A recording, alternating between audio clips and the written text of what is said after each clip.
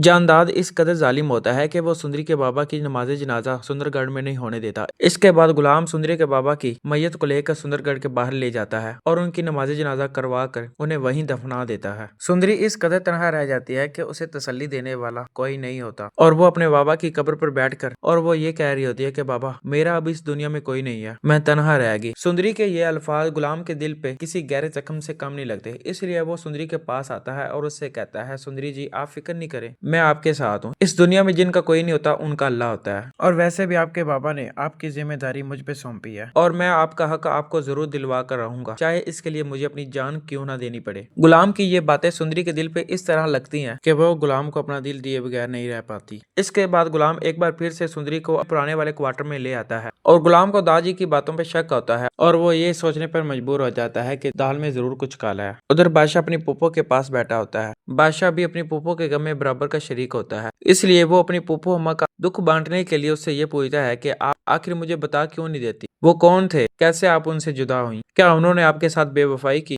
आगे से पुप्पो अम्मा कहती है, नहीं नहीं बेटा ऐसी बात नहीं है, बस तुम्हें मैं अपना माजी नहीं बता सकती।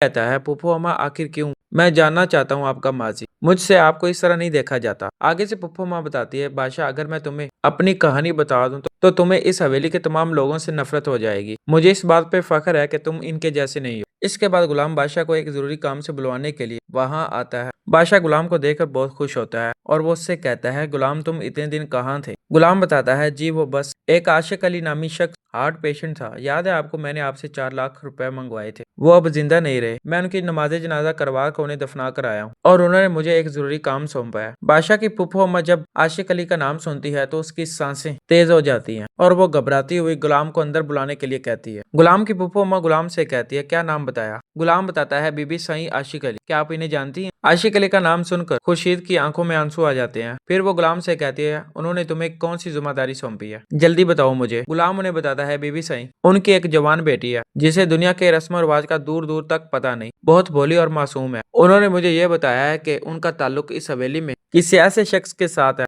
जो उसकी बेटी को अपनी दस्तरस्त में ले सकता है। इसके बाद बादशाह की पुप्पो गुलाम से कहती है, कहाँ है वो लड़की। गुलाम खुर्शीद को अपने क्वार्टर में ले जाता है, साथ बादशाह भी होता है। इधर सुंदरी अपने पापा के गम में निडाल हुई होती है और जब उसकी अम्मा खुर्शीद आती है तो वो बहुत ताजुब हो जाती है। सुंदरी की माँ सुंदरी को देखकर जोरों से आंसू बहाना शुरू कर देती है और वो सुंदरी के सामने हाथ जोड़कर उससे माफी मांगती है, बेटा मुझे माफ कर दो। खुर्शीद सुंदरी के लिए अनजान होती है, इसलिए वो उससे पूछती है, आप कौन है। आगे से खुर्शीद रोकर कहती है, बेटा मैं तुम्हारी वो बदकिस्मत माँ हूँ जो तुम्हें अपनी कोख से जन्म तो दे सकी लेकिन तुम्हें वो प्यार नहीं दे सकी जिसकी तुम मुस्तहिक थी। सुंदरी जब ये बात सुनती है तो उसके पैर तले जमीन ही निकल जाती है, वो एकदम हैरान रह जाती है। दोस्तों उम्मीद करता हूँ आपको ये रिव्यू और प्रेडिक्शन बहुत अच्छी लगी होगी। अगर पसंद आई हो तो लाइक कर देना।